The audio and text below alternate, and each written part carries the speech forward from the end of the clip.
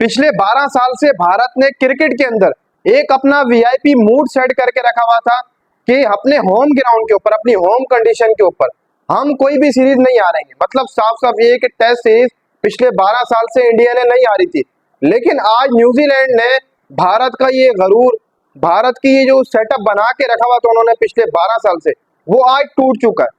मतलब साफ साफ ये कि आप पूरी जिंदगी एक जैसे नहीं रहते हैं, आपको कहीं ना कहीं पर जो आप पीछे से चीजें करके आते हैं या वो बदल जाती हैं या फिर आने वाले लोग वो बदल देते हैं। तो न्यूजीलैंड ने भाई साहब कर दी है होम ग्राउंड के ऊपर इंडिया को, सीरीज जो है वो मार दी है, 2-0 हो चुका है। अब एक टेस्ट मैच बचा हुआ है, कहीं ऐसा ना हो कि इंडिया क्लीन हो जाए, क्योंकि मौजूदा टाइम में जो चीज मैं देख रहा हूँ वो साफ साफ यही है कि ऋषभ पंत के ऊपर टीम इंडिया इस वक्त चल रही है।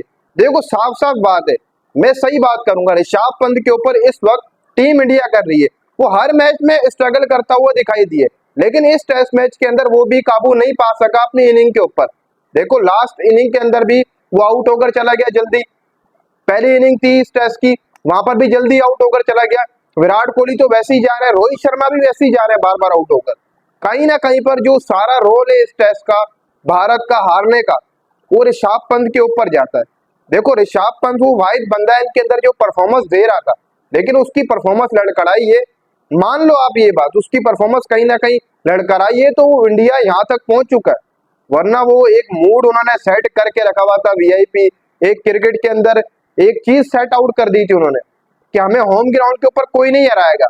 और हम भी इस चीज को मानते थे कि यार इंडिया अपने होम ग्राउंड के ऊपर एडवांटेज उठाता है, अपनी मर्जी की पिचेस बनाकर जैसे उनका दिल करता है वो जीत जाते हैं। लेकिन अब ये चीज टूट चुकी है। 12 साल बाद, 18 सीरीजों के बाद इंडिया को शिकस्त का मुंह देखना पड़ा है। न्यूजीलैंड ने सीरीज मार दी इंडिया को, और जो न्यूजीलैंड जीता ये टेस्ट सीरीज, उसमें सबसे बड़ा रोल जो इस टेस्ट मैच का था वो मिचेल सेटनर का था, जिन्होंने अपनी दोनों अपना इनिंगों के अंदर इंडिया के खिलाफ लगभग 13 विकेटें उड़ाई हैं, 13 विकेट उड़ाई है। मतलब वही बात आ गई कि हमारे जो साबिक क्रिकेटर्स है उनको मुंह के ऊपर ये चीज जाती है। देखो दोनों तरफ स्पिनर ही थे, पाकिस्तान इंग्लैंड वाले मैच में भी स्पिनर, फिर न्यूजीलैंड इंडिया वाले मैच में भी स्पिनर, लेकिन पुणे में आज तारीख रकम कर दी है न्यूजीलैंड ने।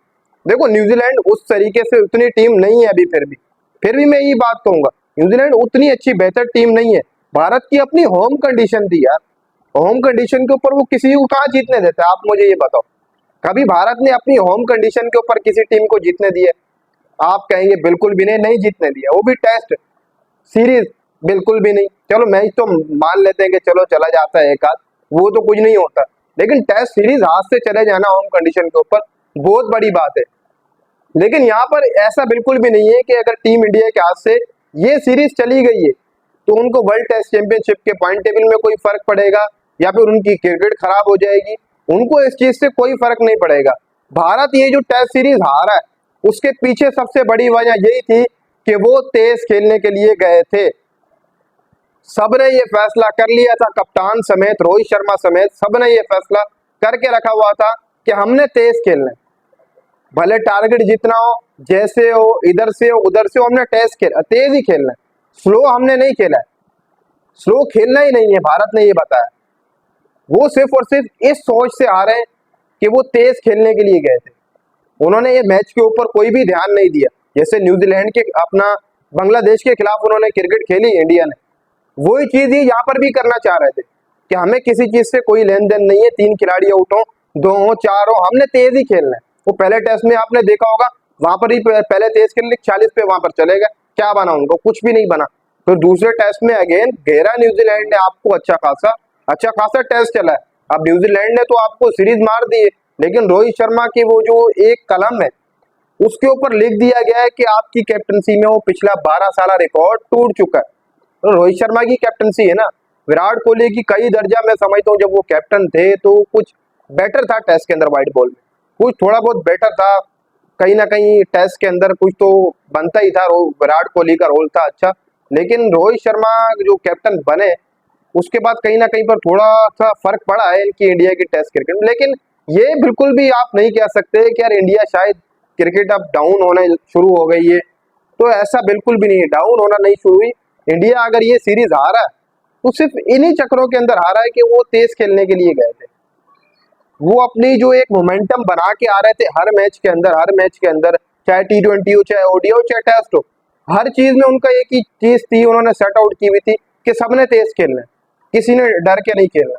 और उसमें वो कहीं सक्सेसफुल भी हुए कई जगह पर, वो न्यूजीलैंड से उनको सीरीज पड़ गई, वरना बांग्लादेश के खिलाफ भी वो ऐसे ही सक्सेसफुल हुए, उन्होंने तेज क्रिकेट खेली, उन्होंने दिखाई अचीवमेंट अपनी अप्रोच की। लेकिन आज वो चीज खत्म हो गई है पिछले 12 साल वाली।